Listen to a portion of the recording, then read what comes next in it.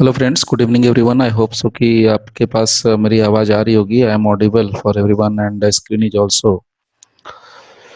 तो आज हम लोग बात करने वाले हैं एविडेंस एक्ट की। और एविडेंस एक्ट में जो लास्ट सेशन हम लोगों ने किया था रिलेटेड विद सेक्शन 6 किया था, और रिलेटेड सेक्शन 6 जो है वो काफ़ी इंपॉर्टेंट रहा था। हम लोगों ने बता दिया था कि सेक्शन 6 के अंदर क्या है इंपॉर्टेंट पॉइंट। तो उसको मैंने बताया था आप लोगों से। रेस जेस्टे का कॉन्सेप्ट है उसके अंदर। सेक्शन 6 के अंदर रेसिस्टे का कॉन्सेप्ट है। इवन दो कि रेसिस्टे जो शब्द है उसका इस्तेमाल नहीं किया गया है, बट उसके अंदर रेसिस्टे का जो प्रिंसिपल है वो सीधा सीधा रिफ्लेक्ट करता है। Now today we are going to discuss the next topic, next section, and this section is section 7 of the Indian Evidence Act। काफी इंटरेस्टिंग और छोटा सा सेक्शन है, लेकिन काफी इंपॉर्टेंट भी ये सेक्शन है जो मैं आपको यहाँ पर शेयर करने वाला हूँ। खैर, सेक्शन की बात छोड़ते हैं। पहले मैं आपको कुछ इंटरेस्टिंग फैक्ट जरा बताता हूँ, आपको कुछ एग्जांपल शेयर करता हूँ, वो आप ध्यान से समझने की कोशिश करना। पहले देखो, एक घटना होती है। एक घटना हुई कि ए नाम का एक पर्सन है, और उस ए की एक छोटी सी बहन होती है। ए की एक 16 साल की बहन है, B. So B is the sister of A, and इसकी जो एज है 16 ईयर्स। अब अनफॉर्चुनेट है कि एक के कोई पेरेंट्स नहीं है, बट इसके पास मजबूरी है कि he has to go for job. इसको जॉब पर जाना होता है, और ये जॉब के लिए जल्द चला जाता है अपनी बहन को घर पे छोड़ करके। नाउ जब ये एज यूजुअल डेली जाता है जॉब पर, एक दिन अनफॉर्चुनेट डे क्या होता है कि उसी गांव का एक जो मुखिया होता है, वो मुखिया आता है, एंड उसकी जो बेटा होता है, उसका जो सन होता है, इसकी बहन के साथ रेप कमिट कर देता है। Now there was a rape committed by the son of मुखिया। मुखिया के लड़के ने रेप कमिट कर दिया। इस बात का उसको पता चलता है शाम को, जब ये ऑफिस से घर आता है तब उसको पता चलता है कि उसकी बहन के साथ ऐसा ऐसा हादसा हो गया है। सिंगल भाई सिंगल बहन, कोई माता पिता नहीं, कोई नहीं। इसको अपना गुस्सा जो है टेम्पर आउट ऑफ टेम्पर होता है, लेकिन ये गुस्से को कंट्रोल नहीं कर पाता, और जो मुखिया है, मुखिया के लड़के को ढूंढ करके, सर्च करके, जा करके उसको उसके घर में ही जाके मार देता है। मतलब गुस्सा इतना था इसके अंदर भरा हुआ कि इसने जाके मुखिया के लड़के को सीधा मार ही दिया। कोई मौका ऐसा नहीं छोड़ा कि कोई चूक हो जाए और वो ना मरे। तो उसका मर्डर कर दिया।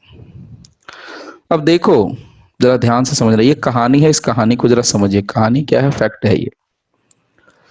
एक आदमी है एक्स, जो मुखिया का लड़का था, उसको हम लोगों ने एक्स मान लो कहते हैं, और उसने बी के साथ रेप कमिट किया। अगर ये एक्स जो मुखिया का लड़का है, अगर इसने रेप कमिट नहीं किया होता बी के साथ, तो हमें 100% श्योर, मैं क्या आप भी शायद 100% श्योर होंगे कि इतनी जल्दी इस तरह से उसकी मौत नहीं हुई होती। तो कहने का मतलब क्या है, यहाँ पर दो घटनाएं एक साथ घटती है। एक रेप की घटना होती है, एक मर्डर होता है, और दोनों ही अपने आप में ऑफेंस। अब एक फैक्ट ये सामने से निकल के आया। फैक्ट क्या है, फैक्ट इज हियर कि बी का रेप हो गया है, बी के साथ ऑफेंस हो गया, बी का रेप हो गया। This is a fact. Now अब यहाँ पर मर्डर भी हुआ है। तो मर्डर किसका, एक्स का हुआ है। लेकिन आप खुद सोचो, ठंडे दिमाग से कूल होकर के सोचो कि रेप अगर नहीं हुआ होता तो शायद यह मर्डर भी नहीं हुआ होता। यानी एक रेप का ऑफेंस होने की वजह से यहाँ पर क्या होता है, मर्डर होता है। अब बार बार मैं रिपीट कर रहा हूं, रेप होने की वजह से मर्डर होता है, रेप होने की वजह से मर्डर होता है, रेप होने की वजह से मर्डर होता है। What is this, the rape is the cause of murder. यानी रेप एक कारण बना इसकी मौत का। आज जो सिंगर का जो आप लोगों ने सुना होगा टीवी न्यूज पर, या देखा होगा न्यूज़पेपर में पढ़ा होगा, या ऑनलाइन पढ़ा होगा, आज उसकी सब कुछ खत्म हो गया, राइज एंड फॉल वाला सिस्टम। तो वो क्या है, कारण बना, वो rape case, Unnao rape case. तो वो जो एक कारण बना, उस कारण की वजह से उसका क्या हुआ, सब कुछ खत्म हो गया। No, what is here, here same thing is going on. यहाँ पर भी रेप एक कारण बना और रेप की वजह से मर्डर हुआ। तो ये जो घटना है, यानी जो मर्डर की जो घटना है, ये मर्डर की घटना जो हुई, ये अपने आप में एक सुसंगत तथ्य होता है, एक रिलेवेंट फैक्ट हो जाएगा। किसके लिए हो जाएगा? यानी जब मर्डर के लिए, ध्यान से समझिएगा बात को, अब मर्डर किसने किया? ए ने किया। अब ए जो है कोर्ट रूम में खड़ा है, आपके कोर्ट रूम में, और ए के ऊपर आरोप लगा है कि ए ने एक्स का मर्डर कर दिया। ए ने एक्स का मर्डर कर दिया। प्रोसिक्यूशन का कहना है कि ए ने मर्डर किया है, लेकिन ए कहता जी मैंने तो मर्डर नहीं किया, मैंने क्यों मर्डर करना है, ये भी कह सकता है। दूसरा ऑप्शन ये हो सकता है कि कहा कि नहीं मैंने नहीं किया है। लेकिन एक नॉर्मल एक टेंडेंसी लेके चलते हैं जहां पर ए ने कहा कि भाई मैंने मर्डर नहीं किया है, यानी विवादक तथ्य हो गया, फैक्ट इन इशू। एक कहता है कि मर्डर हुआ, दूसरा कहता है कि जी मर्डर नहीं हुआ। नाउ अब फैक्ट इन इशू पर एविडेंस लाया जा सकता है, ये तो पता है आपको, फैक्ट इन इशू के ऊपर एविडेंस आ सकता है ड्यू टू सेक्शन 5। तो भैया due to section 5 fact in issue पर जब एविडेंस लाया जा सकता है, तो ए भी अपने तरफ से एविडेंस लेके आएगा जो अक्यूज्ड है, वो ये कहने के लिए कि जी मैंने मर्डर नहीं किया, देखो मेरे पास ये साक्ष्य मौजूद है। एक्स अपने तरफ, एक्स का जो रिश्तेदार होगा, जो उसके रिलेटिव्स होंगे, वो लेके आएगा, यानी प्रोसिक्यूशन जो है वो भी लेके आएगा एविडेंस कि देखो इसने मर्डर किया है। तो अब प्रोसिक्यूशन अगर इस बात को कोर्ट रूम में सामने से रखता है, इस बात को कि देखिए मर्डर होने का सबसे बड़ा कारण रेप हुआ था, क्योंकि मेरे ही घर के रिलेटिव ने, मेरे ही बेटे ने, सगे बेटे ने जाके उसकी बहन के साथ रेप किया था, इसी वजह से उसकी मृत्यु हुई, और इसे ने मारा है, मृत्यु नहीं मारा है, इसने मर्डर किया है। तो रेप एक कारण बना। तो ये जो फैक्ट निकल के सामने से आया कि रेप की वजह से मर्डर हुआ है, ये क्या होगा? रिलेवेंट फैक्ट हो जाएगा, ये अपने आप में सुसंगत हो जाएगा। और यही बात सेक्शन 7 कहता है, इस चीज को यही को हमें समझना है, यही बात सेक्शन 7 कहता है। देखो क्या है सेक्शन 7, लेट्स सी।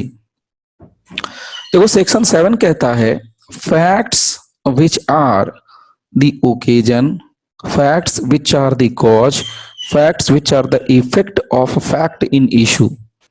यानी तथ्य जो कि ओकेजन है, अवसर, तथ्य जो कि कॉज है, कारण, तथ्य जो कि प्रभाव है या परिणाम है विवादक तथ्य का।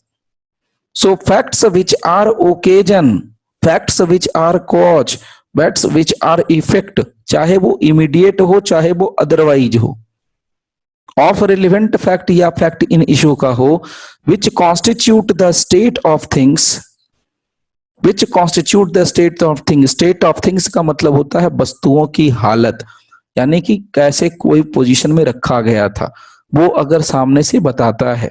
कौन?